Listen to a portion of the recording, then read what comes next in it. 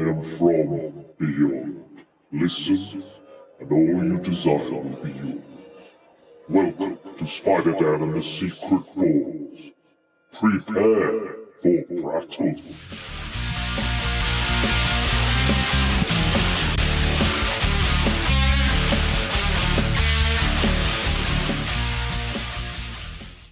Welcome to Prattle World. I am your host, the ever-amazing, ever-spectacular Spider-Dan, and in this podcast, I spotlight entertainment's best-kept secrets that a mainstream audience may find boring. And again, it is day 2 that we're recording about today of the Forbidden Worlds Film Festival. I saw every damn film of the day. I wasn't sure I was going to do it, and I was hanging on through a bag of Haribo, alcohol, and a dream to make it through all of them. But yeah, what a wonderful day and a wonderful experience to see, again, all of these films on a huge IMAX screen towering over you. And we're going to talk about some towering characters and images and people today. But yeah, wonderful event, excellent vibe as always. Everybody is so happy to be there. Lots of smiley faces, lots of passionate people. They're all there for the enjoyment of the weird, the wacky, the wild, the interesting, the bizarre. And again, we're going to be talking about some bizarre ones today. But yes, a wonderful selection again from the team, Tessa, Tai Singh, and everybody who's involved, all the curators or programmers. I'm not particularly sure what the correct term is, but they're all doing an amazing job. All the volunteers as well. I do have an interview with Kinza, very short, very brief, just a few minutes as well towards the end of this podcast. And I got some kind of an audience reaction from a gentleman called Jamie as well. I think he knows the organisers or is involved in some way as well. But he was wonderful to speak to as well. I was hoping to get a bit more. However, these little lapel mics I have that I can plug into my phone, which I don't think they're even Bluetooth connected, they work fine. I will say I think I might have blown the mic out on the first interview because I didn't realise how powerful my theatrical voice is and all that actor training. I'm a loud guy, and sometimes I underestimate my loudness to other people's chagrin. But yes, so you'll hear that at the end when I finish talking. You'll hear all those wonderful little interviews. I'm hoping to get a few more today with the volunteers and catch some more kind of audience member reactions as well. That will be on day 3. I'll talk about that. But yes, let's talk about day 2. So it opened. Now, this is the weird slot, they like to call it, which last year they had Prey, which is a very experimental art house killer alien movie. I enjoyed, but yeah, very, very strange kind of topic. But today it was a Soviet sci-fi film called Kinzaza from 1986, and it is kind of like if they made a Soviet sci-fi Waiting for Godot type thing. So these two strangers are accidentally transported to across the galaxy to a planet, and a desert planet, and it is kind of very much like a play. It's not much happens, but then a lot happens. It's not one I don't think I'd recommend it to people because I'm kind of, I don't know, I like the experimental nature of it, and I'm glad it was on, and I'm glad I saw it. But yeah, I'm not sure if it's one for all the people I know. It would be hard to recommend, and I think a lot of people probably would turn it off. And we had an introduction from Mark Bold.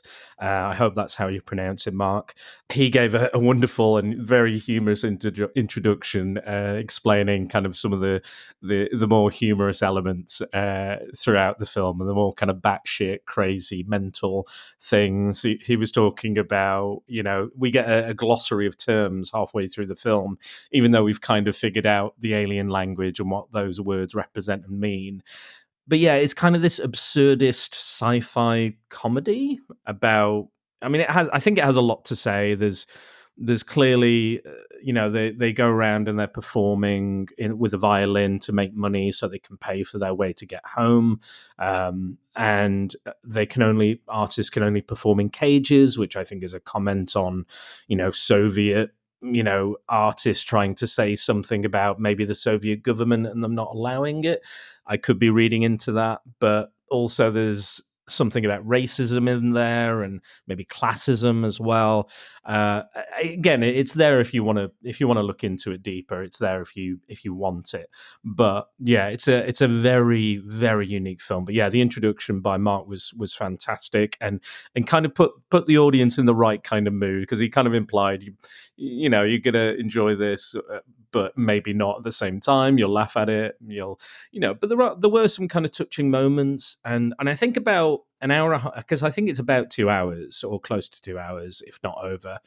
And it is too long. It's very much too long for what this is, because it's a lot of wandering around in the desert, them finding money, them getting betrayed by the aliens they've met, and these strange customs. They're wearing bells in their nose.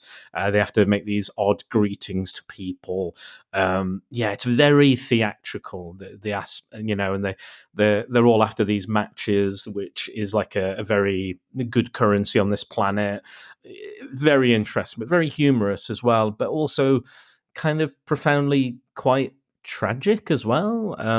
I felt like that moment where we get the glossary of terms as well, there's a flashback. It just kind of came out or a flash forward rather. I don't even know if that even stands up, because that flash forward by the end of the film, I don't know if that even counts, because they go back in time. So when was that? Is that an alternate timeline? Because he says, it took us 6 years to get back and we paid and did this. And I thought that was kind of spoiling the film, because it feels like a kind of hard cut.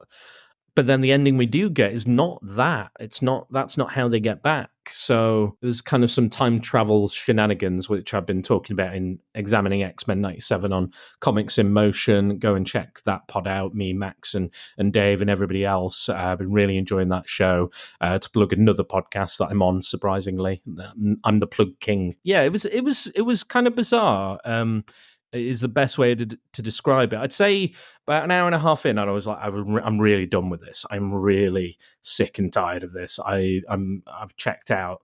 But then I don't know. I kind of like got second wind almost in the last half an hour, because it felt like, I don't know. I feel like I'd gone through the drudgery and the pain, and I got to know these characters. So I did kind of like. I kind of wanted them to succeed. I got behind their mission and getting home and stuff. Again, there's a lot of bizarre choices and unique choices, and obviously this is coming from someone from another country, and their ideas of humor are a bit different. But it was funny, and it is meant to be funny. There's a lot of kind of unique and interesting characters. They have their own language, and there's I'll never want to hear the word coup again. Like KOO is, that's, they have certain words for certain things, but only about 5 words mean different things. Then coup means like almost all the other words in the language, and then kiu is like an insult. But then I don't know if that's maybe saying something political as well, like the word coup. Like coup d'etat. I don't know if maybe that's some sort of political messaging with, again, the Soviet Union and how that was being run at the time, and its upcoming collapse. It didn't last for much longer after that, really. Technically, it did fall. So yeah, I don't know. It's hard to describe, but it's kind of like Star Wars, but art house theater. I did a play years ago. Well, I kind of did a play. We didn't really do it. It's called The Suicide, and it was a Russian play, and it was all about this guy who wants to kill himself. And all these different people come to his door, and they go, well, you're clearly going to kill yourself, but why don't you do it for a cause? And then they could further their own political agenda or personal agenda.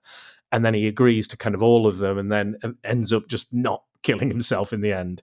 And again, it's very that kind of absurdist humor about it. So it's not one I'd necessarily recommend, but I'm glad it was part of this. I'm glad it was on the table for this, because I think this is what this festival does best. It brings, again, like this podcast, brings to light these strange and weird, obscure, forgotten, not necessarily gems, but it's good to kind of remember our past, to see where we've come and where we're going into the future with filmmaking and technology and techniques and things. It is important to kind of hark back to the classics, and I know there's a lot of people out there, you youngsters, who don't watch black and white films and won't go back more than 20 or 30 years. Like Netflix very rarely goes back to anything past the 80s, really, and even then it's pushing it, I think, which I think is a real shame, because there's some wonderful films.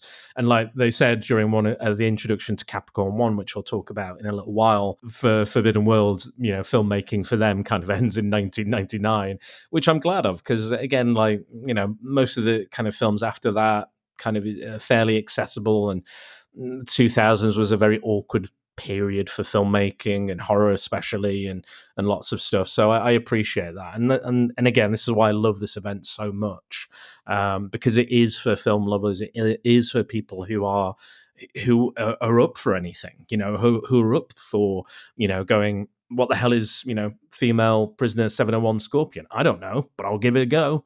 And that's kind of my ethos, and why this podcast does what it does, and what I aspire to do and introduce people to. And again, we're in the same vein. Half the films, 3 of the films on this festival I've already technically covered to some degree. So we're clearly in the same kind of brain frame. Yeah, mind frame. Is it mind frame?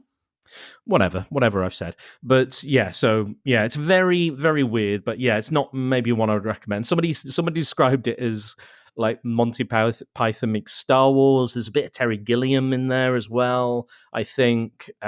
If you like more kind of esoteric art house films with a kind of a sci-fi edge, and again, you don't mind kind of odd and theatre, if you're a fan of the theatre, much like I am, being a trained actor and did it for 10 years. Again, that's why my voice is so loud, because it's the vocal actor training, which I used to do. So yeah, I mean, check it out, but it is, just know what you're going in for. It is quite long, but again, I started kind of enjoying it again. I went on a night out with work recently, and I was kind of like, I was done. I was really done. And then I kind of got a second wind, and I feel like it was the same with this film. Like when it got towards the end, I was like, oh no, because they are being quite honourable, and they could take the easy way out, which Mark was talking about in his introduction. But yeah, it's I'm glad it's there. I don't know if I loved it. But I certainly didn't hate it. It's weird. I'm going to be thinking about this one for a long time, just to kind of see where I fall on it. I won't write a letterbox review just yet, because I need to. It's a thinker, this one. Not that it's entirely that deep, but yeah, it's hard to describe without seeing it. I think but I do like the aesthetic, the kind of junkyard, kind of in sci-fi usually I have these like Star Trek's very sleek and these sexy designs and things. But I like the it kind of takes the truckers in space element, but makes it like, I don't know, scavengers, like scrap heap, dumpster divers in space. It kind of goes with that aesthetic. But yeah. I can absolutely understand why people wouldn't want to watch this, and probably my description hasn't helped. And I think Mark kind of put it quite eloquently in his speech as well, his introduction. That it's a thing, and it's you'll love it, you'll hate it, you'll land not so sure on how you feel on it, and that's kind of where I am as well. So yeah, but yeah, I'm very glad they showed it, and I'm glad that they take chances.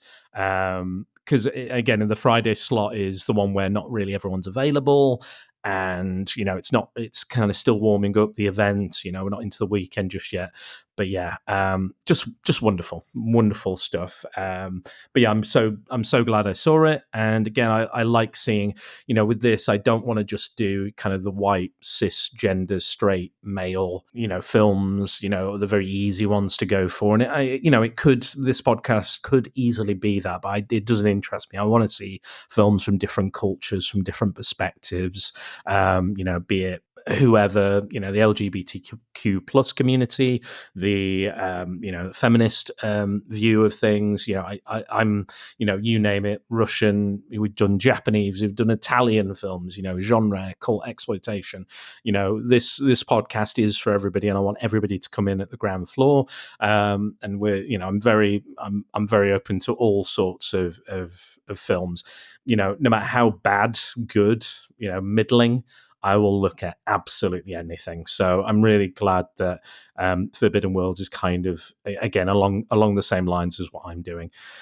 So speaking of big characters and big IMAX screens, the next film was Attack of the 50-Foot Woman. So this is the original 1950s version, not the remake with Daryl Hannah. But yeah, this is kind of like your classic kind of 50s atomic age not kind of red scare, I guess. It's not really that red scary, but it is that kind of fear and worry.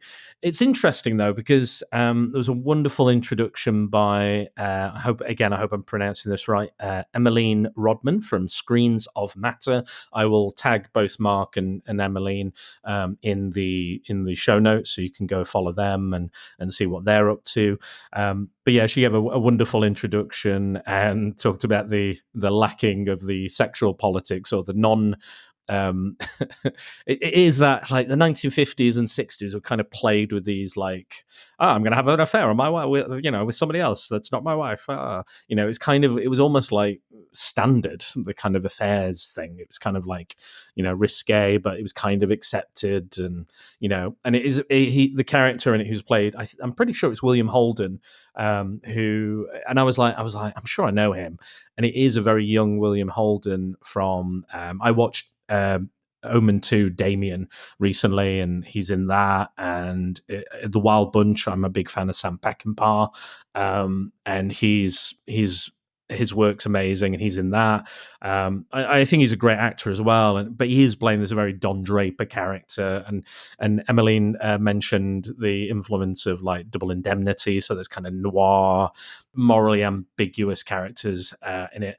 But it is, I think there is something to be said, because she's mentally ill, she's an alcoholic, and people are manipulating her and telling her what to do and what not to do. And she's got a lot of money. She's got a very rare diamond called the Star of India.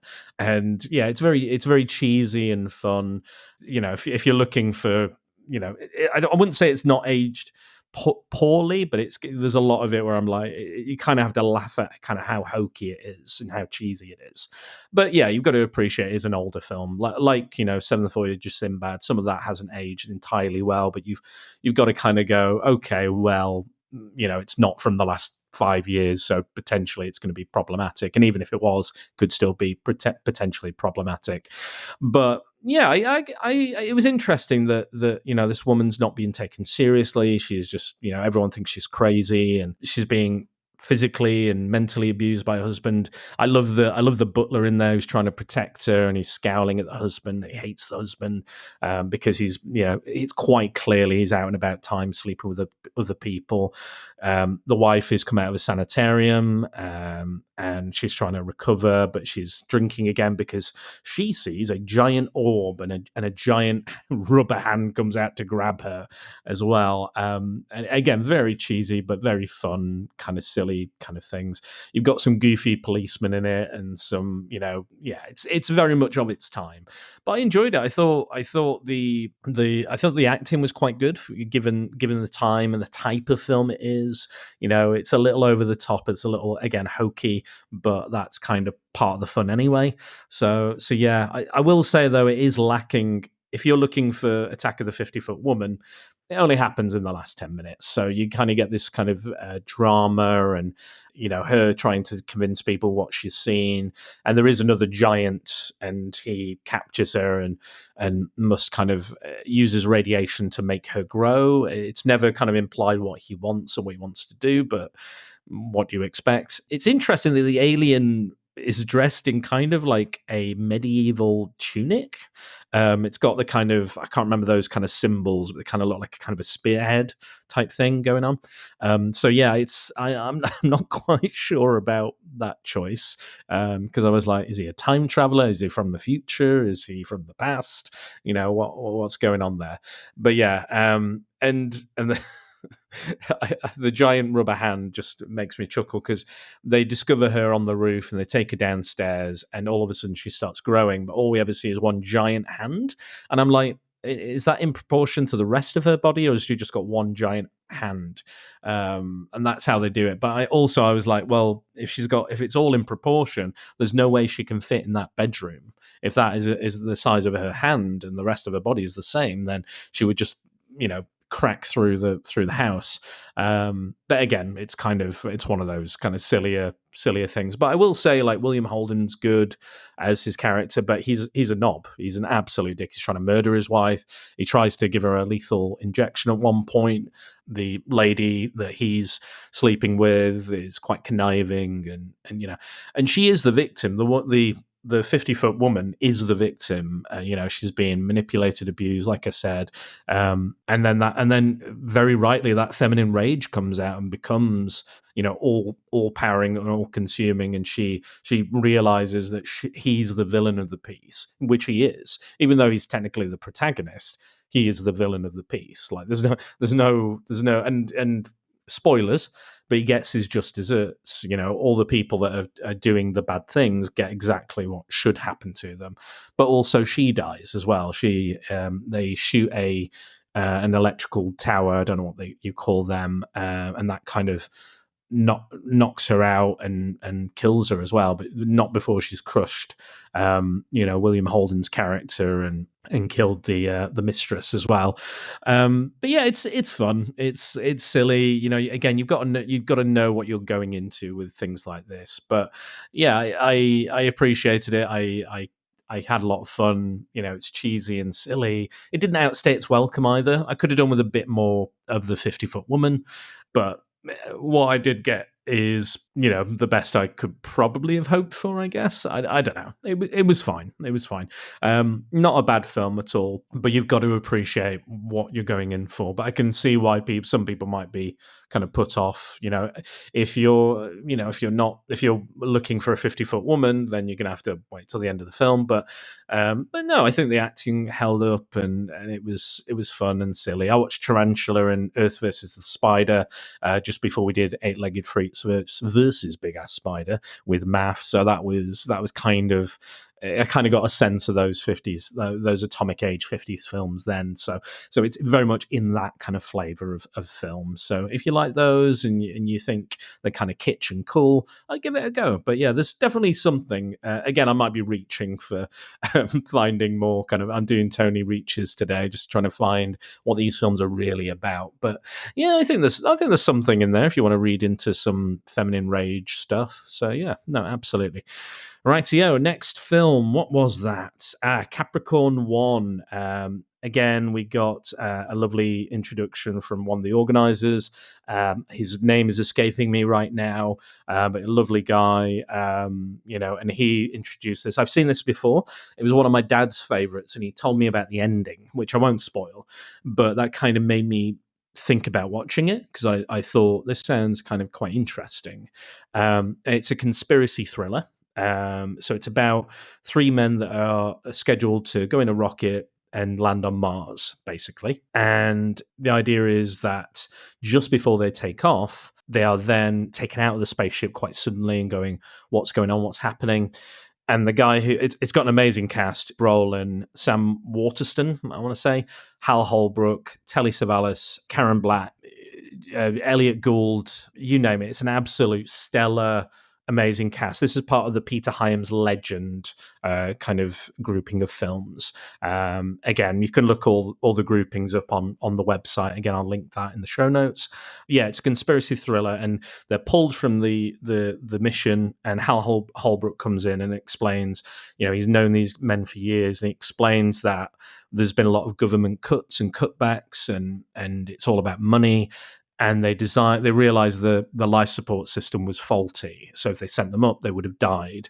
And if they had died, potentially they could have lost money for the ongoing space program, because the president is unsure, and the vice president is unsure whether money should still be going here when there's other things to worry about, poverty and starvation and, other on Earth problems that need solving as opposed to going into outer space. Because of that, he takes them off because he doesn't want them to die. They're going to record a fake footage of them landing on Mars, going to Mars, and then they're going to return home, all so they can keep their funding and keep the program going. Brolin's character, Brubaker, is not having this. O.J. Simpson is in it as well, by the way. I should mention that. He plays a fairly major part, but he's not the lead character, so take that as well. Again, this is years before him committing murder, or did he? No, of course he did. So the idea is they're going to fake it, and they say, well, why should we fake it? And they go, well, there's a device on a plane with your family. If you say no, we'll set off the device and kill all your families. So they all kind of agree to do it, even though, and it's months and months of them waiting around to do this and to pretend. And again, it's certain people know, but certain people don't. And there's other people involved. There's people above Hal Holbrook as well.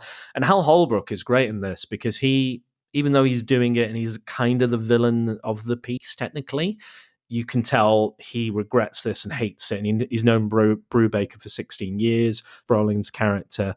But it's a really good kind of post Watershed. No, Watershed. That's not after 9 o'clock. Post Watergate film. It's a conspiracy thriller. It's on the lines of the Parallax View and 3 Days of the Condor. But it is, I'd say, it's kind of more of an action movie than those. Those are more kind of, or what's the other one? Winter's End, something like that. The Jeff Bridges one, I can't remember. But yeah, it's kind of it's in that kind of mold where it's the paranoid, conspiratorial. Can we really trust our government? What's going on? Who are these shadowy organizations and everything? But yeah, the dialogue is great between Elliot Gould and Karen Black. Is just like spitfire dialogue, wonderful. It's really heart-wrenching. You really want them to succeed, and they're out in the desert running away, because what happens is, because there's a point where Josh Brolin might reveal on live TV that they're not, this is being faked, but he decides not to because he's worried about his family. But he does let out kind of a there's a little moment. Again, I won't spoil it, but yeah, there's a lot going on. Telly Savalas plays a very odd role, shouting about people being perverts and stuff like that. But yeah, no, really enjoyable. If you're into kind of those films that I kind of mentioned, I think you'll get a lot out of this, and you'll have a lot of fun with it. But yeah, no, I think it's solid. Like, the action sequences are good. The planes, the helicopters. The helicopters are very menacing in this and move very oddly, almost like two kind of vultures. And I think they are represented at one point as vultures through the eyes of O.J. Simpson's character, who's experiencing some hallucinations because he's not drunk anything. Great film, highly recommend. Again, I won't spoil the ending because it's one to be seen to be believed. Yeah, bizarre, but absolutely bizarre. Kind of, yeah, you have to see it, but it's not that bizarre really. But yeah, no, really, really good, really solid, great choice. I think it's very much of that kind of thing I would kind of want and expect. But yeah, it's been years. I saw this as a teenager because my dad recommended it. But yeah, just still absolutely slaps, as the kids say. But yeah, it's great. Give it a go if you've not seen it. I highly recommend it. Again, if you like those kind of films that we mentioned, just give that a go. But it's amazing cast, amazing acting. cinematography, you name it. Peter Hyams is absolutely killing it on this one.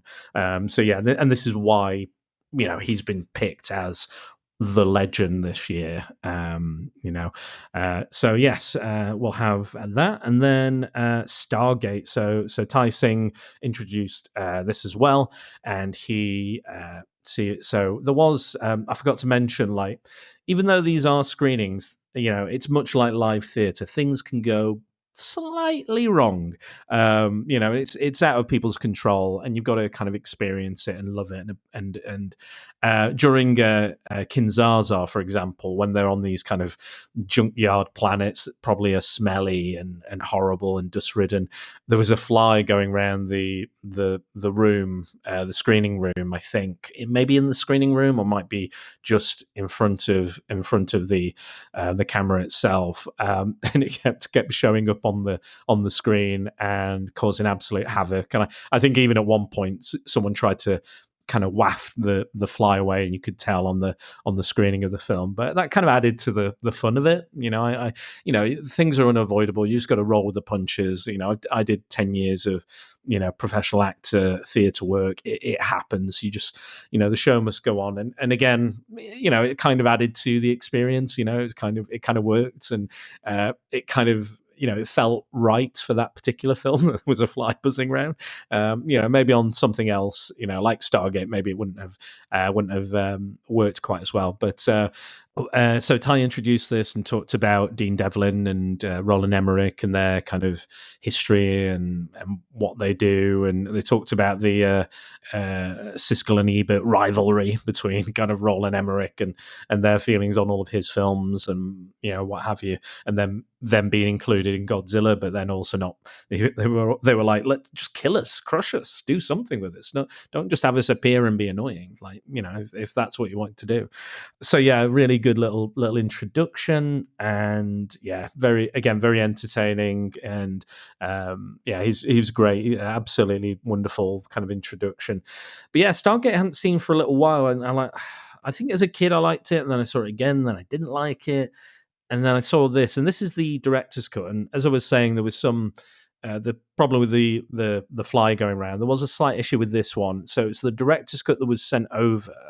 However, the subtitles were not hard coded in, unfortunately. So there are some scenes in this ancient Egyptian language or dialect that they're speaking in, especially between James Spader and Daniel Jackson and Ra in this. And yeah, we unfortunately we couldn't see them, but that's okay. I kind of thought it was the director's cut, because I was pretty sure I never saw a severed head in the original one that I saw, and I thought there was quite a lot of focus on Kurt Russell and his son. So his son in the film has actually shot himself. Just accidentally picked up a gun and shot himself and killed himself, and he's massively depressed. And the idea that he's brought on is because once they go through the Stargate, he's going to destroy it on the other side. It's a one-way mission for him. It's a one-way journey for him. He's going to blow it up on the other side if he finds any danger. And he was like, well, I found danger, and we've got to blow it up on this end so nothing else can come back through the Stargate. So yeah, I completely forgot about that subplot, but it really does work. And there's a young boy he kind of bonds with, and all the way through it, all the kids handling guns he doesn't like, and I think Ty says there's a kind of a mixed message there with the guns and kids with guns and stuff, because they save the day, but also they shouldn't have them, and yeah, it's not quite one way or another what they're trying to say, but yeah, it's still an enjoyable film. Again, Ty talked about SG-1 and how popular that was, and what it meant for the various other kind of spin-offs of the show, and what was good, what was bad. I enjoyed this as a kid. I remember having toys and stuff about it. So the tie-ins. But yeah, it was, I had a lot of fun with it. Like, it is what it is. It's a big sci-fi epic. I'm not a big fan of Roland Emmerich's work entirely. I do think it becomes like destruction porn. I'm not a big disaster movie fan. I'm more of a kind of I'm more of a post-apocalyptic kind of person. Some disaster films I think are good and they work, but I'm more like, show me after. I'm more interested in what happens afterwards, not them trying to just survive now. I'm like, show me years down the line. How does society rebuild itself? But again, that's personal preference. If you like Roland Emmerich's work, that's fine. Like I love Independence Day because it's kind of more of an action film, less of a disaster film. But and then Godzilla's, it is what it is. So it kind of, I don't know. I can see why people like his work, and I do like some of his films, but it's a bit of a mixed bag, his filmography for me. But I think this works. I think everybody's bringing their A game. I think James Spader's great. I think Kurt Russell is great. I remember. Ty talks about Chariot of the Gods, as the inspiration for the film, that all these ancient civilizations, advanced ancient civilizations, were kind of helped by aliens and extraterrestrials. And that was the inspiration for this film. But also, like, Jack Kirby was inspired by the same book, and he wrote The Eternals, and that kind of influenced the film that we saw. However you feel about that, I have mixed feelings about that film. And again, I'm one of the few people you will find who's actually read the Eternals comic books, the Neil Gaiman run, the Jack Kirby run. I've not read everything, but that's more than most people would have read because I'm an absolute nerd.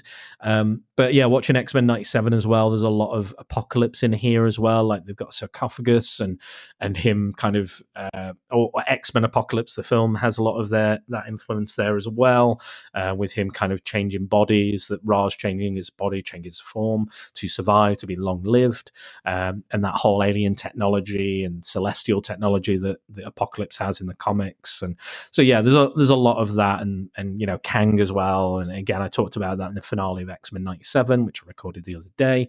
So yeah, there's a lot of elements there with those kind of Marvel characters as well. So yeah, but just because I'm a comic book nerd, it comes to the forefront when he mentioned that. So yeah, but it's good, it's fun. Is it perfect? No, it's not entirely perfect, but I kind of embraced it and just enjoyed it as a fun popcorn movie.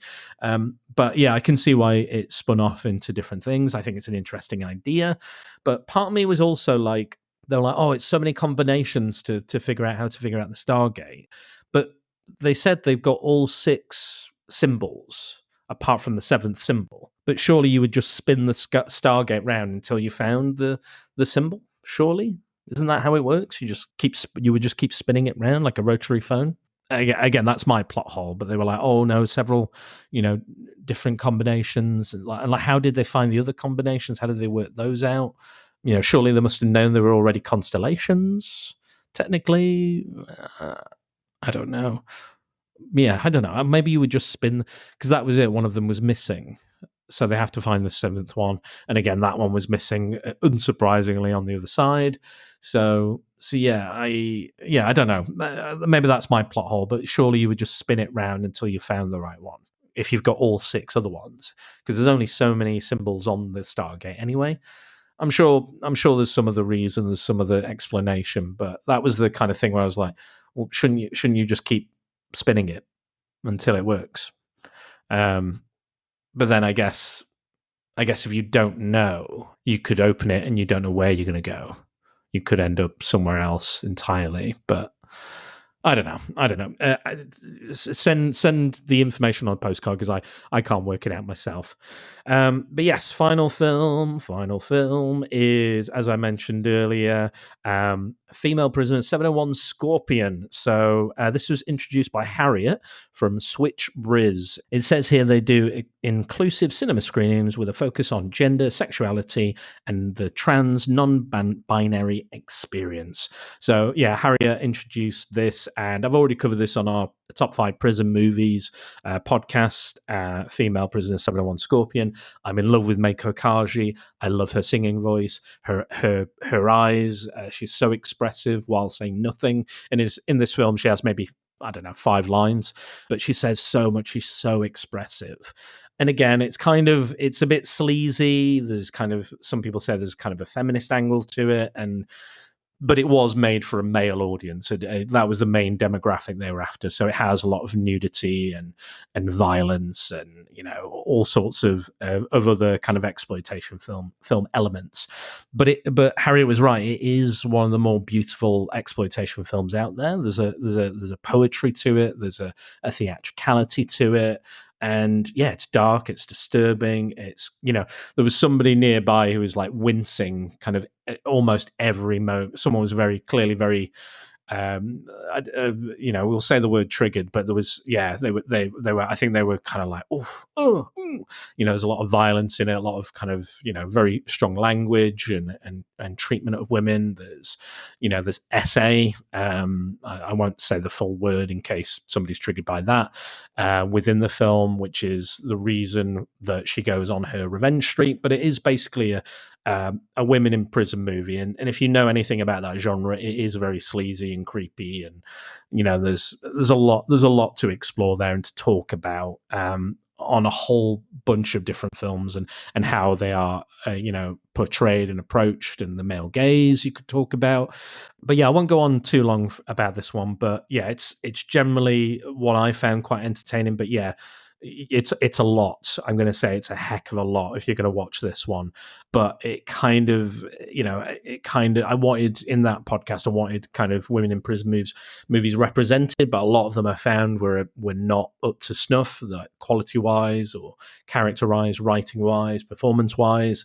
But that and Scrubbers, the female version of Scum, both made my list. Go check that out as well. I highly recommend that one. That's very much what I expect a real women's prison to look like. It's more of a, it's not as exploitative because it was written, directed by a woman, so it makes sense that one wouldn't be. But I enjoy it. I think, again, the iconic suit she wears at the end with the big hat and stuff, and just, yeah. And again, like with any revenge film, you want the villain of the piece to be absolutely despicable.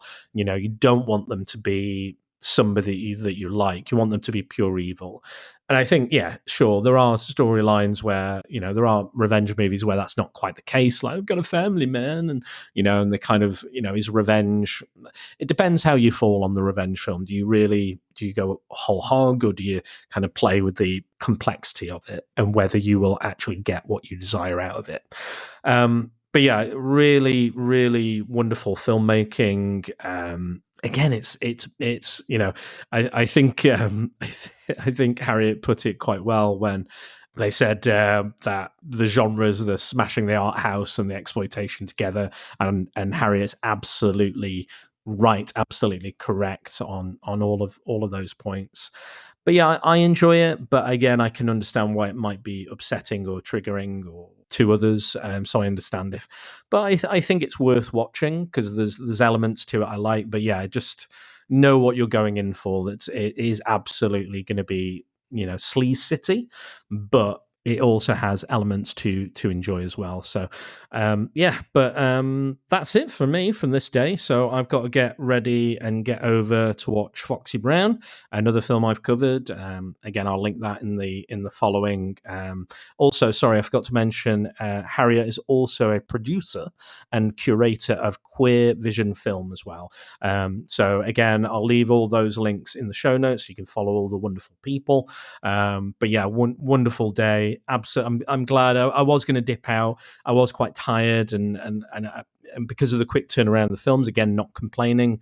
But to fit all those films in, which I think they do amazingly. If you do want to see them all, you might want to pack a packed lunch. You may want to prepare. You may want to go out and grab a sandwich or something, maybe something you can take in or stack in between.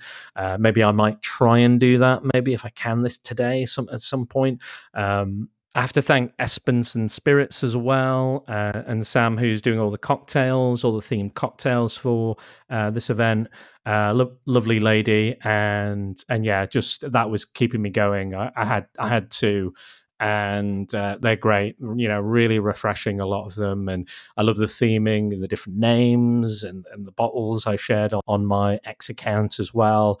Get in and try that. I bought some t-shirts from Jim will Paint It, so if you know him, he's the guy who does Microsoft Paint artwork, so a lot of genre and exploitation stuff, and also very political as well, some more political stuff as well. I'm hoping to get an interview with him a little later today as well. At some point I can grab him, just take him to one side, maybe just have a couple of minutes with him, because he's a wonderful guy. I met him last year.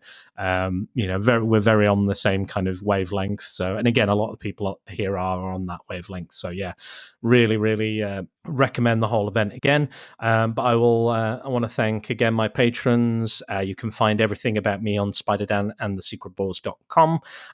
All the links to all the places and all the things.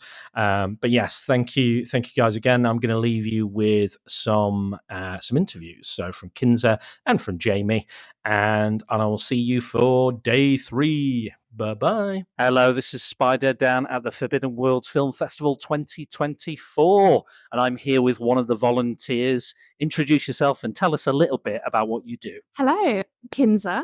I'm one of the volunteers here. I mostly am at the front of house even, and will scan tickets, give you your lanyards, and be a friendly face to greet you at the door.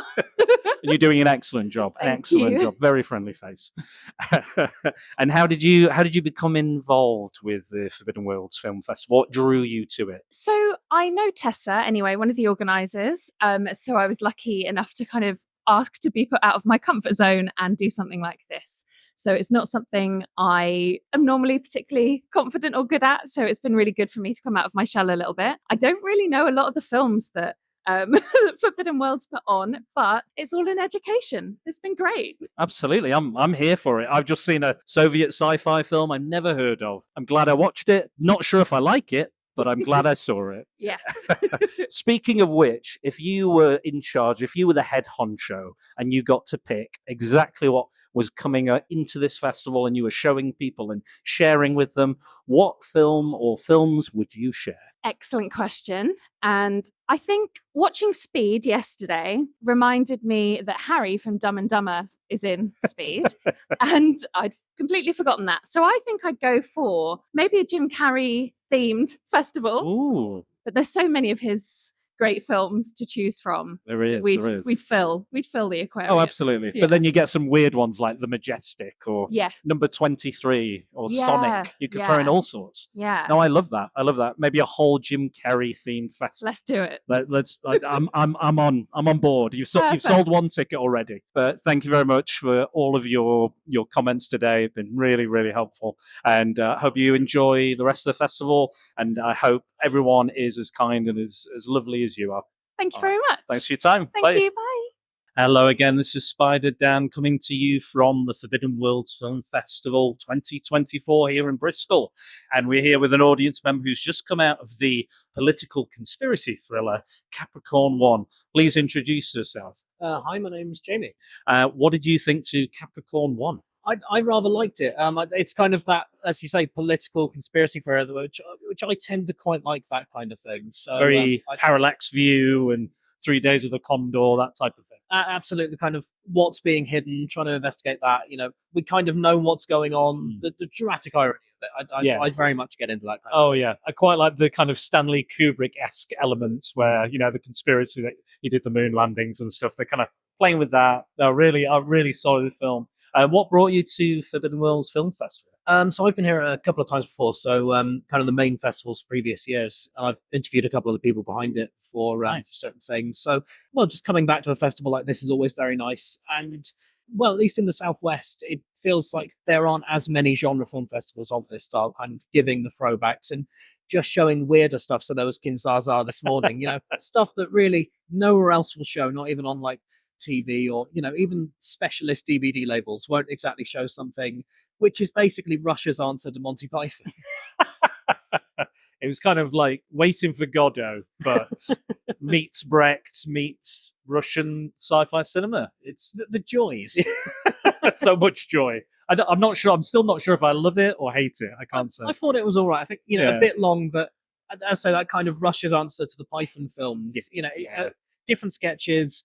They all kind of feel the same. Sure. I got on with it. Yeah, I didn't dislike it. It was very theatrical. Hmm. It felt like a play, but no, I enjoyed that one. Did you manage to see anything else today? I saw Attack of the 50 Footmen as well. I saw that as well. Please tell me your thoughts on that one. I like it. It's kind of what you expect it to be, that kind of cheesy 50s sci-fi, not quite disaster movie where, the 50-foot woman doesn't arrive until about 10 minutes before the end. And is she really 50 foot? I loved how she was still in like a normal sized room, but all we saw is just every so often a giant hand would come up, and you're like, proportionately, how can she still fit in that room? She definitely increases in size right before the end. Yeah, immediately. And then I didn't know there would be a giant somehow, for some reason, dressed in medieval clothing as well. I didn't expect that either. Yeah, he's an alien, but dressed like an old timey knight. He's just here as a visitor. He's having a lovely time. A visitor in many ways. He might have come from Kinshasa. Yeah, he might have done. The way he looks, probably. This is what I want to ask everybody. If you had to pick a film to be on the programme or your own film festival, what would it be? So anything at all, or something for maybe something cult or genre or exploitation-y?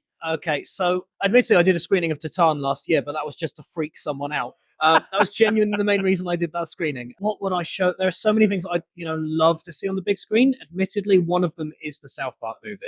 I love that film. I genuinely do consider it one of the greatest of all time. And to see that with an audience, I think there's a particular audience who, of course, will just go for the South Park movie because of what it is. But I do love that film, and I'd love to see that on the big screen within a one day, even if just for the musical numbers. I mean, it is grand. It's probably one of my favourite musicals. The irreverent humour, the topical nature, the satire. I think it's one of the best satires ever made, South Park. I can try to give a more highbrow answer if you give me about 20 minutes. No, I don't want any highbrow answers. Okay. No. That's absolutely amazing.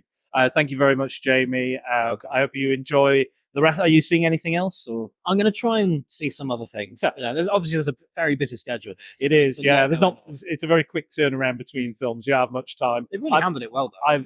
I think it's it is what it is. You've got to fit them all in. I think I've had a bag of Haribo today, so that's all I've eaten.